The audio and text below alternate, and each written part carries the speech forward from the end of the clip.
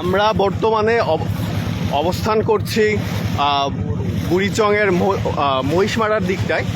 আপনারা যদি চারদিকে দেখেন তাহলে আপনারা দেখতে পাবেন যে হচ্ছে বুড়িচংয়ের বর্তমান বন্যা পরিস্থিতি কতটা ভয়াবহ। অনেকেই জানে না, অনেকেই শুধুমাত্র অনেকেই বুঝতে পারছে না আসলে বুড়িচংয়ের গুমতি উত্তরাঞ্চলের যে এলাকাটা, এখানকার অবস্থা কতটা ভয়াবহ। এই দিককার মানুষ কখনোই বন্যা কি, জলাবদ্ধতা কি, এগুলোর সাথে কখনোই পরিচিত ছিল না। হঠাৎ করে নদী ভাঙনের ফলে আজকে প্রায় 20-25 বছরে এই রকমের পরিস্থিতি এই দিককার মানুষের হয়নি। আপনারা যদি দেখতে পান আমাদের আশেপাশের প্রত্যেকটা গ্রাম এই বুড়িচংয়ের, আমি যতটা সম্ভব দেখাচ্ছি, এখানে প্রত্যেকটা গ্রাম, প্রত্যেকটা ঘর উঁচু, কম্পারেটিভলি কিছুটা উঁচু আর কিছুটা নিচু এরিয়া যেগুলো, সেগুলোতে একদম নিচতলা পর্যন্ত সব কিছু ডুবে গেছে। আমরা আজকে তৃতীয় দিনের মতো আমরা আমাদের রেস্কিউ এবং ত্রাণ সরবরাহ কার্যক্রম চালিয়ে যাচ্ছি যতটা সম্ভব আমাদের পক্ষে। সো একটা বিষয় আমরা দেখতে পাচ্ছি, আমরা বর্তমানে যাচ্ছি হচ্ছে হরিপুরের দিকে। হরিপুর, বাক্সিমূল, রাজাপুর, ওই অঞ্চলটা আজ মানে এই 2 দিনের মধ্যে ওই দিকটা তো পানি চলে গেছে এবং ওইখানকার অনেক মানুষ পানিবন্দী। আমরা নিয়মিত কল পাচ্ছি, মানুষজন আমাদেরকে জানাচ্ছে যে আপনারা দ্রুত ওই দিকটায় যান এবং ওই মানুষগুলোকে আপনারা রেস্কিউ করেন এবং ওইখানে ত্রাণের সরবরাহ আপনারা নিশ্চিত করেন। তো দেশের বিভিন্ন প্রান্ত থেকে আমরা বর্তমানে কিছু ত্রাণ নিয়ে যাচ্ছি। এখানে ট্রলারের যথেষ্ট সংকট রয়েছে। তো আমরা বিভিন্ন ত্রাণগুলোকে নিয়ে যাচ্ছি এবং ফিরতি পথে আমরা হচ্ছে এখানকার যারা আটকে পড়া আছে তাদেরকে আমরা ভরসার পর্যন্ত আমরা পৌঁছে দিতে সক্ষম হচ্ছি। তো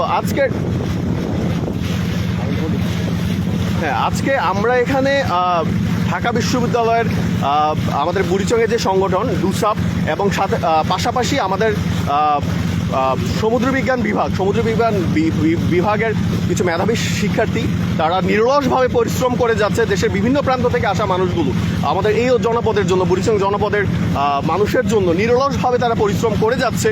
এবং এই মানুষগুলোর এত এই দুর্ভোগ দেখে আমি নিজের চোখে দেখেছি যে বাইরে থেকে আসা এই মানুষগুলো দুর্ভোগ দেখে নিজের চোখে বিশ্বাস করতে পারছে না।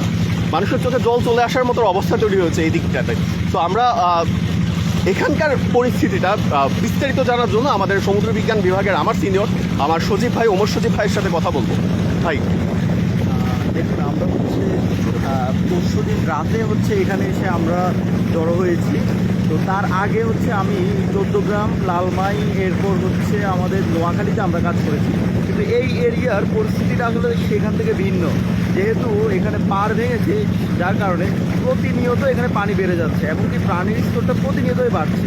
এখানে কিন্তু কমার কোনো লক্ষণ নেই এবং যা বুঝতে পারছি মিনিমাম আরও 7 দিনে এই অবস্থা বিরাজ করবে। এবং কালকের কাজের অভিজ্ঞতা থেকে আমরা যেটা জানি, যেখানে প্রচুর পরিমাণ ত্রাণ আছে, চারপাশে অনেক ত্রাণ আসছে, কিন্তু মানুষদেরকে রক্ষা করবে, এই ত্রাণগুলো যে পৌঁছে দিবে তার জন্য পর্যাপ্ত পরিমাণে যোগাযোগ ব্যবস্থাটা নেই, যেমন ট্রলার নেই, স্পিড বোট নেই। তো আমি সবার কাছে অনুরোধ করব, আপনারা যত দ্রুত সম্ভব, যত বেশি পারেন স্পিড বোট এখানে পাঠান, কারণ এই অবস্থার উন্নতি হওয়ার কোনো লক্ষণ নেই। আগামী 2-3 দিনের মধ্যে উল্টো আরও বাড়বে। এবং আরও একটা জিনিস আপনাদেরকে জানিয়ে রাখি, এখানে আমরা কাজ করতে গিয়ে যেটা পেয়েছি, প্রত্যেকটা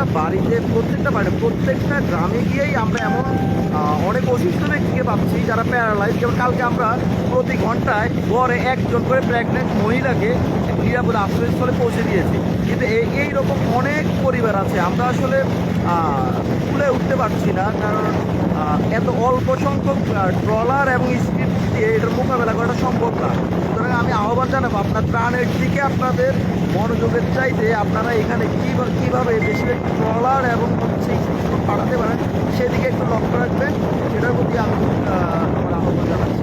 আচ্ছা, আমি আপনাদেরকে দেখাতে চাই, এই যে আপনারা আমার চারপাশে এই যে বিশাল জলরাশি দেখতে পাচ্ছেন, আপনারা এখানকার স্রোতগুলো একটু দেখেন।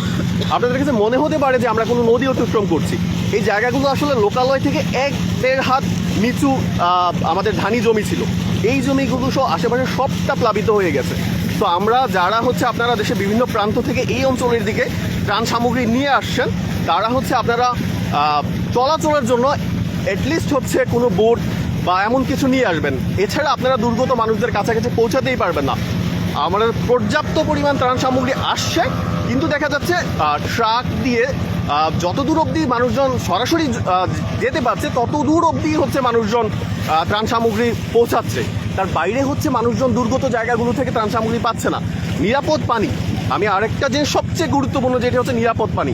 মানুষের বাসায় আমরা যখন যাচ্ছি মানুষজন হাহাকার করছে নিরাপদ পানির জন্য, কোথাও কোনো যাওয়ার সুযোগ নেই। এবং এমন পরিস্থিতিতে দেখা যাচ্ছে কারো বাসার নিচতলা ডুবে গেছে, উপরতলা তারা দোতলায় অবস্থান করছে।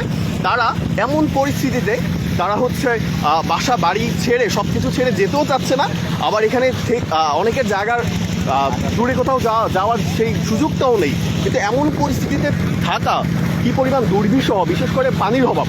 তো আপনারা যদি কেউ ত্রাণ সামগ্রী নিয়ে এদিকটা আসেন, তো নিরাপদ পানির যে বিষয়টা সেই বিষয়টা আপনারা অবশ্যই মাথায় রাখবেন। যথেষ্ট পরিমাণ নিরাপদ পানি নিয়ে আসবেন। যদি আপনাদের এদিকটার পরিচিত কেউ না থাকে, স্থানীয় কিছু মানুষ বা স্থানীয় কিছু শিক্ষার্থীদের সাথে মধ্যবয়স্ক মানুষদের অনেকেই হতে পারে যারা হচ্ছে লাইমলাইট পাওয়ার জন্য বিভিন্ন রকমভাবে বিভিন্ন কিছু করছে। আপনারা স্থানীয় শিক্ষার্থীদের সাথে কোলাবোরেশন করে দুর্গত যে জায়গাগুলো সেই জায়গাগুলোতে আপনাদের ত্রাণ সামগ্রীগুলো পৌঁছানোর চেষ্টা করবেন।